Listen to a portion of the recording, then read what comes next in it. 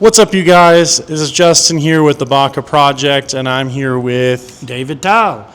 And we're here in Jerusalem right now, and the sun has gone down today, and that means it's Shabbat. Now, I just did a video on what Shabbat means from a Christian perspective, so we kind of have an understanding of what the New Testament says about it, and I think it's really important. But in order to have a really good understanding of what it comes from, the origination of what Sabbath or Shabbat is, I think we need to get it from a Jewish perspective. So I got my friend that's a Jew here, and he's going to go ahead and explain it to you from, the Jewish perspective, what he grew up with, these things that are traditions in his life, and where he comes from. Because in America, if you have Shabbat, that means your family's coming over and you're having dinner. But when you live here in Israel, that means your entire city shuts down and everything stops. So the world and way you live and your life is so very different. It's so drastically affected on this holiday that comes once a week.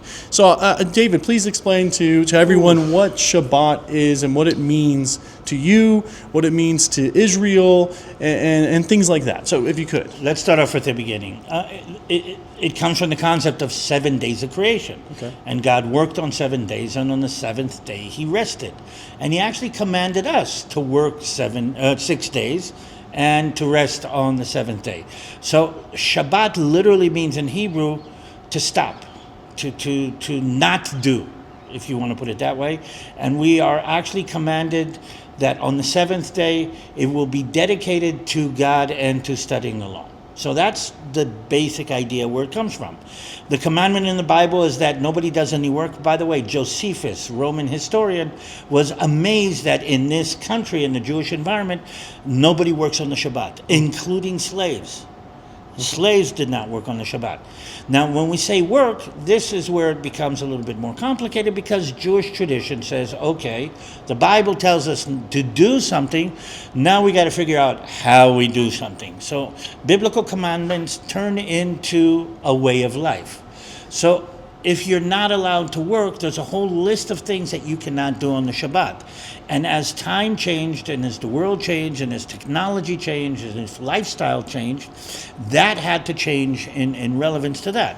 So, for instance, the concept of you don't do any work, you go to the synagogue in the morning, okay? One of the first thing is that the horses that pull your carriage should not be doing any work.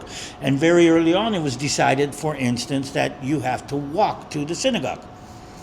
Now that has a lot of ramifications.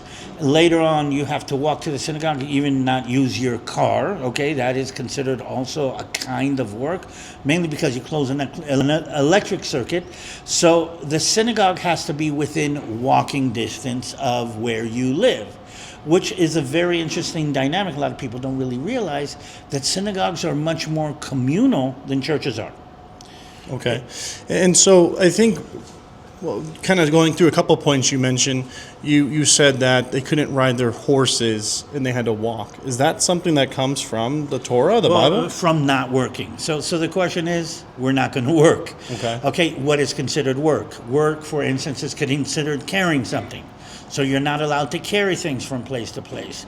Work is considered lighting a fire, and that's one of the main aspects of what we see in Shabbat today, because the whole idea of striking a match, lighting a fire, you don't have matches, it is considered work. So you cannot light a fire on Shabbat, which means you can't cook on Shabbat, which means all of the food has to be prepared before the Shabbat. And the quiet you can see, this is the Jewish neighborhoods in Jerusalem, okay?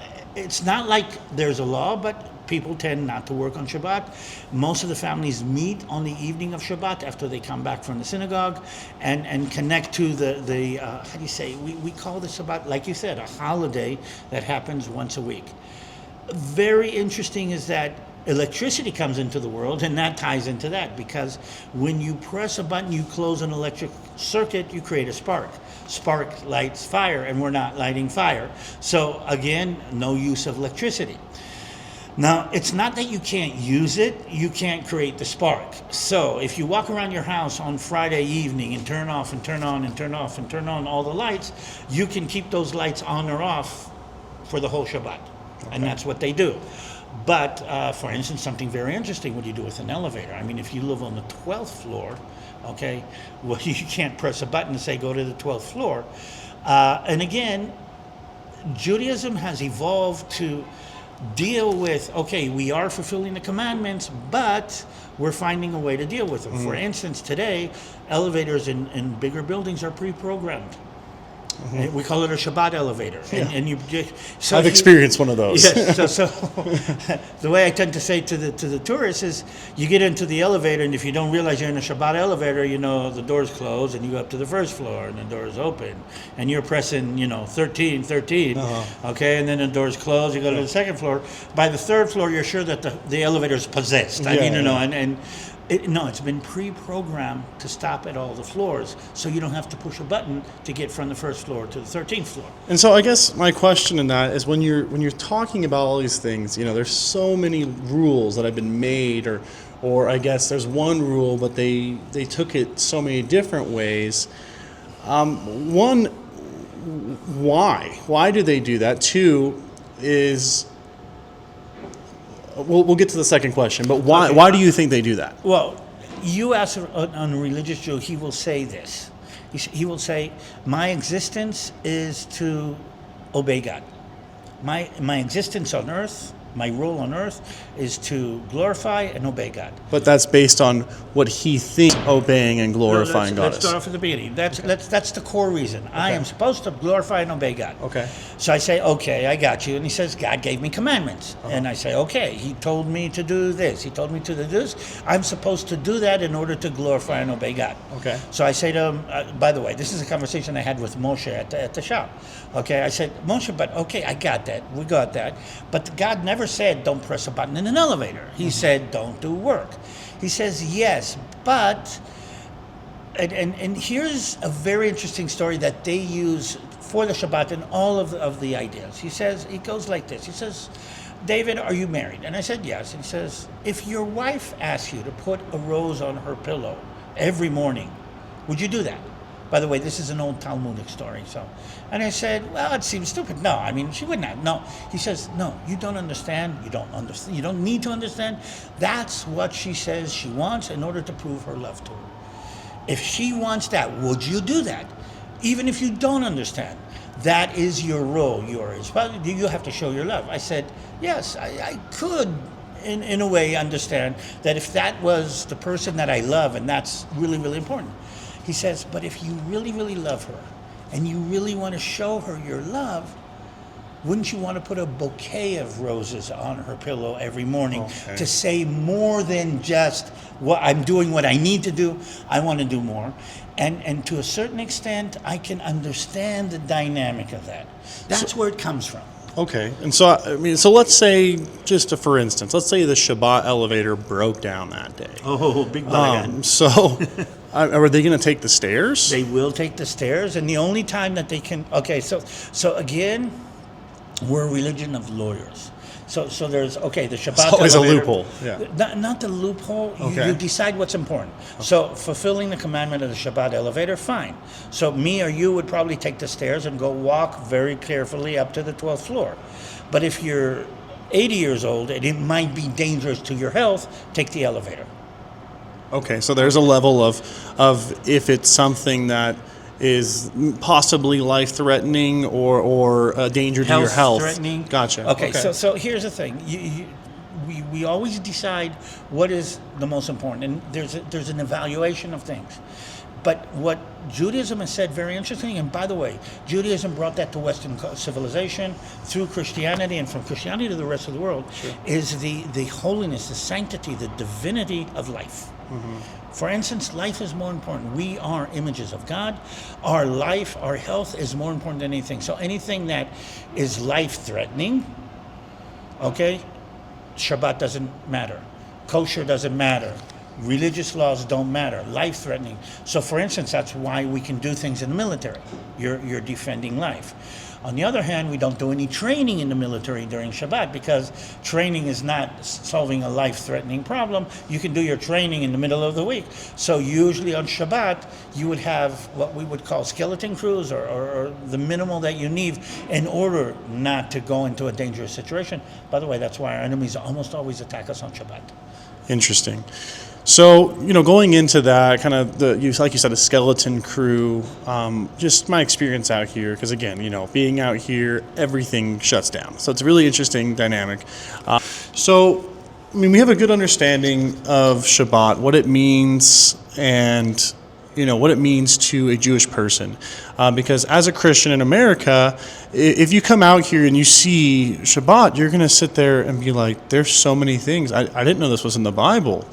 A lot of those things aren't in the Bible. They're just an understanding of what the Bible says when it says, do not work, take rest, keep the Sabbath day holy. And in my previous video, as you'll see, is we talked about, Jesus explained about what Shabbat is. And so you need to understand as a Christian, but even as a Jewish person, is that Shabbat isn't something that's outwardly. It is something inwardly. It is the presence of the Prince of Peace in your life. And that peace, when he says, come to me and find rest, the word for rest, another word that can define it is Shabbat. So rest is in Jesus Christ. And as a Christian, if you truly are living in him, you can actually celebrate Shabbat every day through his rest. And so I just want to share that with you guys. Do you have something you want to close out with? I would say that the concept of Shabbat, and especially for us as Christians that don't have a set, okay, this is a day that you have to stop, the concept of Shabbat, and I'm feeling that in my spiritual walk, is very, very important. To stop one day and spend the day contemplating, thinking, immersing yourself in your spiritual life. It's not a bad idea.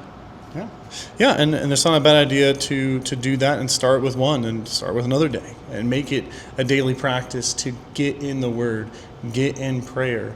But it is a good thing to do, Shabbat or even some of the other holidays that are Jewish, but understanding that they are not salvific, that only Jesus Christ is salvific, and every single Jewish holiday.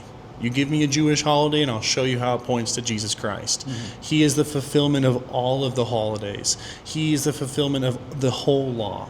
He is the fulfillment of everything that Judaism stands for. And it's something that as Christians, not only do we have a responsibility to show them how, but we also have the responsibility to make his name good for them, because there's a lot of hurt there. And in Jesus' name, the Jews have been hurt a lot. And so we have a responsibility as Christians to show them love and to show them who the real Jesus Christ is, not what a lot of other people say. And that will be for another video. Well, I will end this maybe with a famous Jewish saying. And the Jews say this. More than we have kept the Shabbat, more than we have fulfilled the Shabbat has kept us. And that would tie into what you just now said. Yeah, absolutely. Well, thank you guys so much for tuning in. Like, comment, share, subscribe, hit that thumbs up button if you like this video. We really appreciate you tuning in. I hope you have a blessed day. And from Israel, Shabbat Shalom. Shabbat Shalom. Shabbat Shalom. Bye-bye.